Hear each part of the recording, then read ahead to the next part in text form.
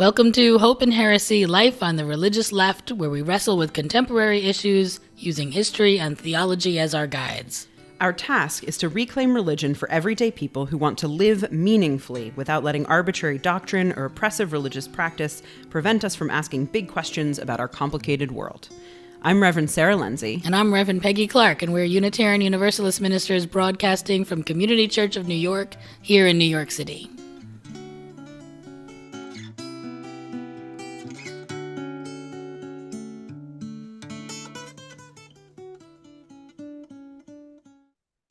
Hi, Peggy.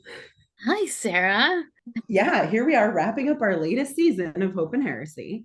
And we started this season just wanting to have some real sort of meaningful, deep conversations with folks that you could call, Unitarian Universalist luminaries. So we had 5 different sets of guests, 2 each time over the course of this season, and they all answered the same question, right? Which was, what is the central task facing humanity today? Phrased in different ways each time, but generally, what is it that humanity has to do right now in response to what the world is? And we heard lots of different answers. We did. I was afraid that we were going to get the same answer every time. And I wondered how we were going to keep it interesting if everyone had one thing and they didn't at all. I mean, there were some common themes, right? There were things we heard over and over. Climate, people were concerned about climate. Policing came up a lot. Community, in terms of solutions, like what is the central task? A lot of our guests talked about community. They talked about love in action.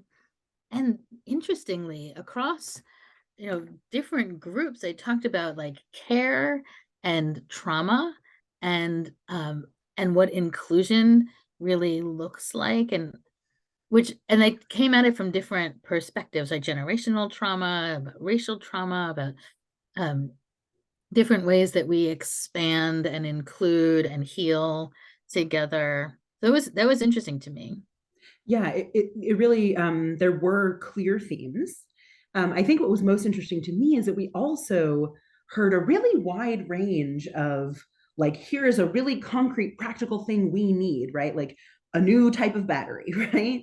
And we heard fundamentally humans have to change, right? Fundamentally, how we orient ourselves in the world has to be different, right? So from the very practical, right, all the way up to like humanity must evolve, right? And all in between, like what the impact of money and how we use it around the world, the empowering of women and children, right? Like just a really wide range of how to approach the sort of ills of the world at the moment. And I think it makes sense because we asked, what is humanity's central task, which kind of lends itself to potentially like, here's the one task, or here's humanity's like, need for reformation. So it makes sense to me that we got the range we got, but I was also really glad because I was also worried it would all be the same answer all 5 episodes. So I was delighted with the conversations we got to have with folks. Well, and I have to say, personally, it felt like such a privilege to have these conversations, and a few of our guests. I mean, sometimes they said it when we were recording, but often afterwards, where they said what a gift it was to just kind of sink into a conversation that they wouldn't normally be able to have, which is also kind of fascinating, right? There's so much to be done, and so we keep doing, and we don't that often kind of lean into asking about big picture, about like, what's the umbrella? What are our real visions for where we're going with them? Right. Yeah. I think what was curious for me was that I didn't answer the question for myself at the beginning. Like I sort of intentionally blanked my mind through the whole season and did not let myself like have an answer out of the gate. So it's been really interesting to kind of integrate the various things that folks have said and then try to think of, well, how would I answer this question, right? And I'm hopeful that our viewers and listeners have been doing the same thing, like sort of really thinking about how they would answer this big question. And that's part of what we're going to do with this very last episode of the season is you and I are going to offer our answers to this big question. So can I kick it to you first? Can I be like, Peggy, what do you think is the central task of humanity today?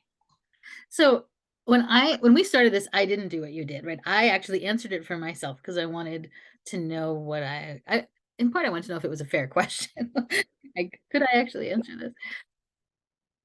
And then listening to people, I guess because we've been doing this now for a few months, but I've had time to sort of hone that answer, but I also expanded the answer because so many times people would talk and I would say, oh, yeah. So here's my answer. I actually think, and this may be some kind of oversimplification, but I think that the central task facing humanity right now is learning how to live in balance. We have centered humans as a species, and we have centered the individual in our culture in a way that has thrown us way out of balance. So that going back to some of these some of the themes that we heard, right? So the climate is out of balance. My original answer here was about community, about how we live, that I think that strong communities, that's our answer, that if what is the central task? Really building community. And that entails pushing through this hyper individualism. It also, though, incorporates a lot of what we were hearing, right? This idea of love in action, that the only way to be authentically in community with people is if you center love. Right, that's really the place we can all agree. We start there. We act out of profound love, meaningful love, creating these communities of love that decenter human beings. And we, from there, move to places of healing and inclusion.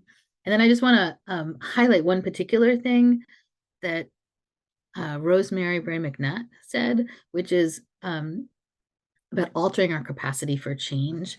So it was almost like the prerequisite question that you and I asked, right? If there is a central task, part of the presupposition there is that we can approach this question, right? that maybe there's something we could do, that there is a task and we could maybe meet it. So I would say that I think that she's right to start, that we have to alter our approach to change, and we do that so that we can find balance on this planet and with each other, bringing healing to ourselves and our community, and then acting in love and that's how we move, like, from love into this questions of policing and the nonviolence, right? I think the center of nonviolence is love, all of those things that we heard.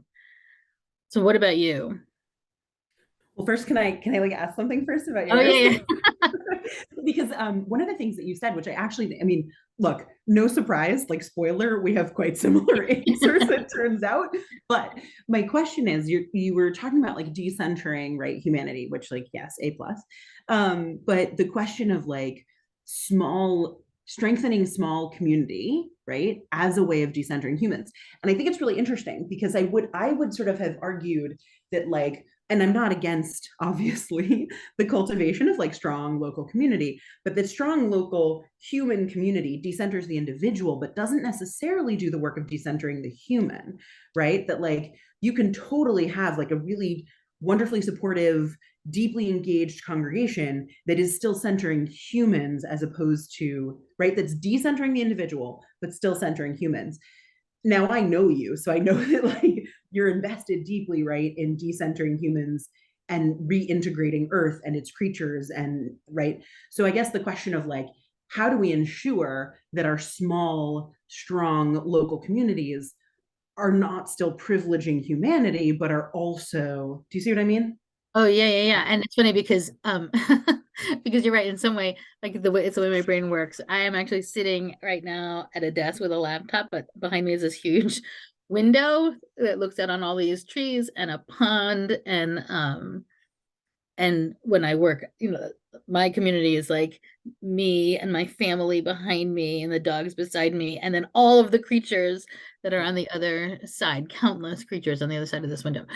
So yeah, when I tend to think outside of the centering of humanity in general. So, but that is the task, right? The task is, and there's great intentionality around that.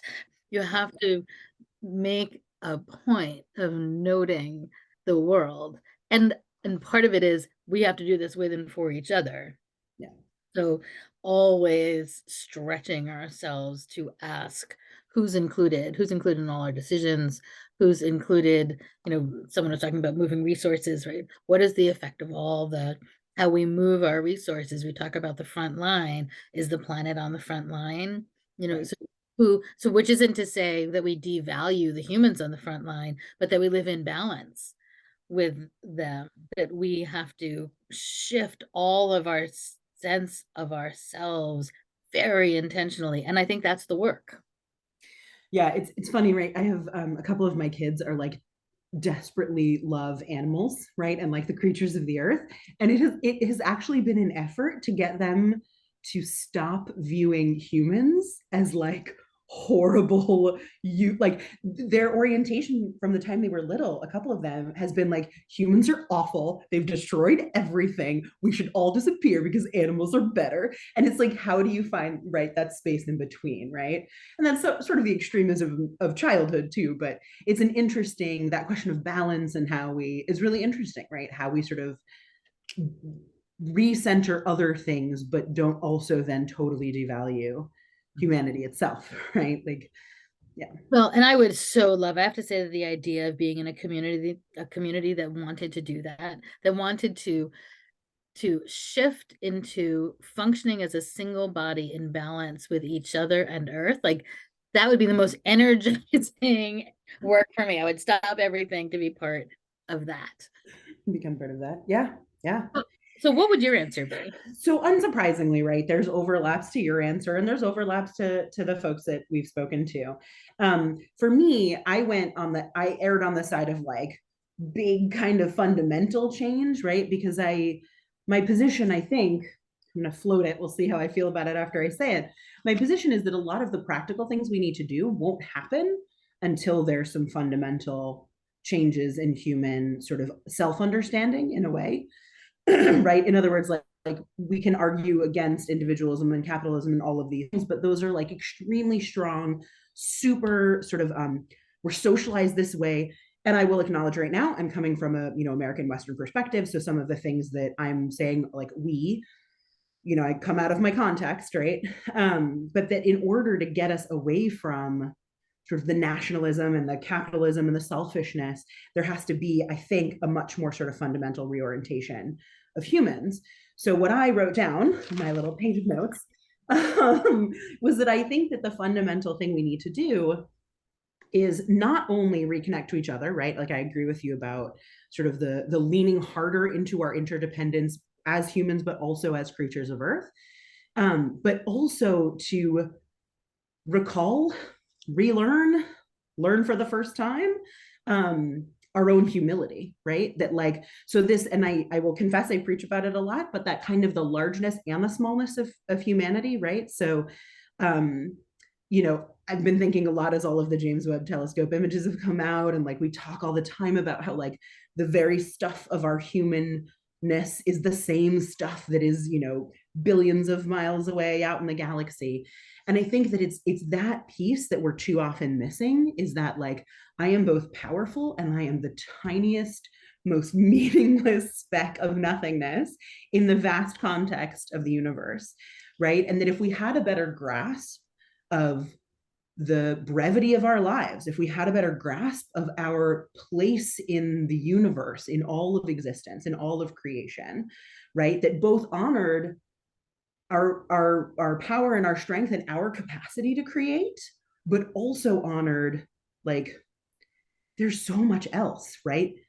On this planet alone, there's so much else. Out in the universe, there's so much else, right? And that if we could kind of recapture that, I like to think that that would help us do that same decentering that you're talking about, right? That it would take it would put humanity in its place, if I can say it that way, right? And that might actually facilitate, potentially, hopefully, a deeper understanding of interdependence, and then, right, could let us relax or release some of our sort of scarcity mentality, our intense need to have for ourselves or have for our loved ones, right? The sort of like a little bit of the tribalism, a little bit of the like harsh borderlines. If we could just understand ourselves as all sort of part of the same thing, maybe it would be easier um, to actually approach the things that are ailing us as a species and as, you know, communities at every level, if we could just stop thinking in such isolationist, individualist terms. And I think the way to get there is to fundamentally reorient ourselves to our own existence and to each other, I think. So, but how, like, what would be, and I'm thinking this for myself too, like, so what's the first step in that? How do you get from Right. like this sort of fundamental brokenness I think we're at to this, perfection, beautiful little Yeah, right. balance? Fundamentally, how do you change everything about how humans currently live? It's a great question. It's a great question, right? And on the one hand, what we've been trying, like if we think about climate change, right? What we've been trying for a long time with climate change, you know, in large part using fear, right? If we don't make a difference or if we don't make a change, these are the horrible outcomes that are going to happen. And similarly with things like anti-racism or misogyny or the wealth inequality, right? Wealth gap in this, it's certainly in America, globally, you know, nothing that we've been doing seems to be working as well as we would have hoped, right? And whether that's because fear is actually not a great motivator or because we aren't getting at the root, which is that fundamental change in orientation, I don't know. So I think that there are two things, and I am aware of the time, so I'm just going to say it really briefly. But one of them is that when we were uh, shut down for COVID, it felt like everything was urgent enough that everyone acted together. We didn't hold it, right? It took a while and people then got angry and there was all kinds of stuff. But for a little while there, it was sort of this universal, let's lock it down, try and stop what's happening. And I had this intense feeling of hope at the time. Like, oh, if everyone knows there's an emergency, we can act together. And I have held on. Now it broke down and it got really ugly, but I have held on to that vision really well because actually there is an emergency with climate and I wonder, can we get to a place where there's an emergency culturally where we really like get serious about change? So that's one thing. And the other thing that I'm thinking is that I think a lot of this has to do with wanting it. Well, I mean, I guess that's the same thing, right?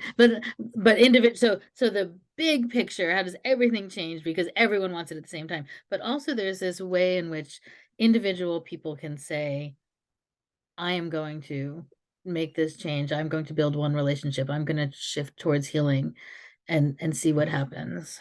And I think in congregations we can do that. So I agree with you. I think the hope is actually in the individual heart turning. I want to push back a little bit on the first part that you said because I actually like my what I came out of the pandemic feeling, and I will confess what I continue to feel, is that we are still in this place where the individualism and the scarcity is so strong that unless that emergency is impacting me directly, I am not going to change my life. I'm not going to do anything about it. So until I feel viscerally the effects of climate change, until I'm the victim of oppression of some kind, until war comes to my shores, I'm not going to do anything differently than I'm doing. Actually, human history would suggest that until or unless something threatens me or mine, right? I'm not mixing in, I'm not getting involved. And that threat could be financial, existential, whatever, but that most humans don't actually react with the kind of open-hearted, compassionate, inclusive, widening, empowering that all of our guests talked about.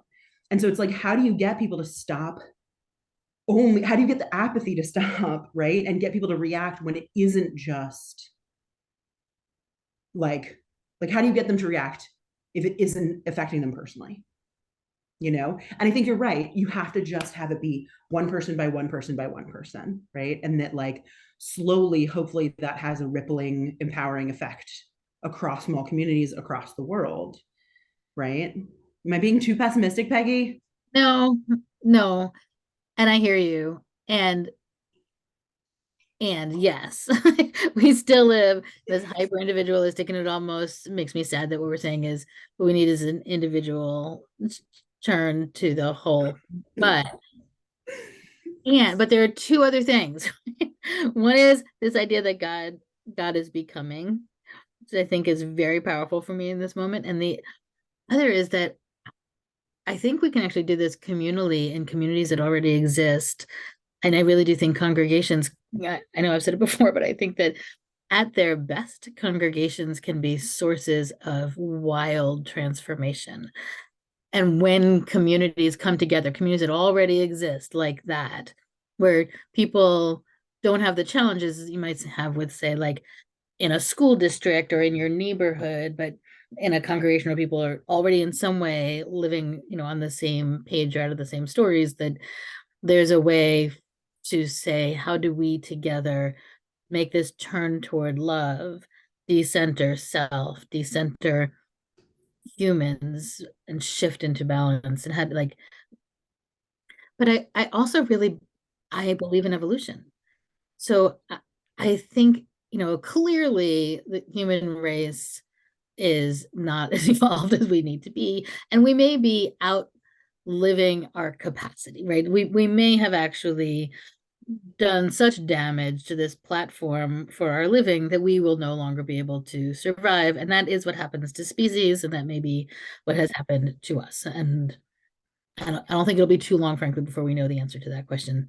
I think according to the clock, we have 6 years and 83 days as of this recording. So we'll find out soon. But I do believe in evolution. I believe in the evolution of God. I do. I actually believe that I believe in a God becoming, and I believe that the more we are putting this out and pushing ourselves and stretching ourselves and connecting with each other, that we are in fact creating something we are adding to this spirit of love that undergirds everything, and that there's sort of a race, which is what's going to win first, what gets there first. So to go back to your question of like, what is the like practical first, like what do we do?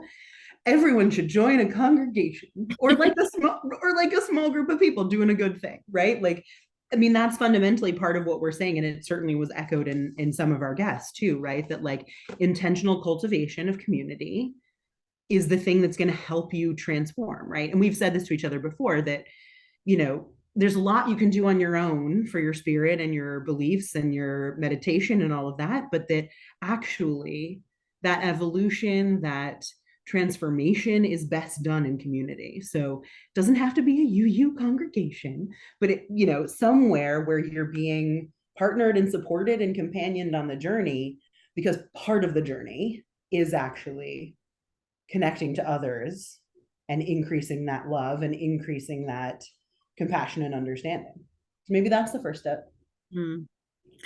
I almost am hearing like the next season.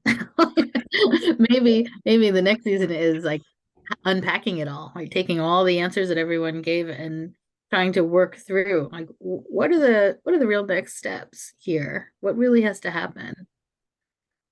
I'm down. All right, me too. This has been a really interesting season, Sarah. Yes, thank you, Peggy. I'm glad that we like took this risk and did something different. Yeah. It was interesting. It was good to talk to all those people. It was like a huge gift to talk to. Yes, thank you again to all of our guests. It was great. Yeah, and I'll see you soon. See you soon. Bye.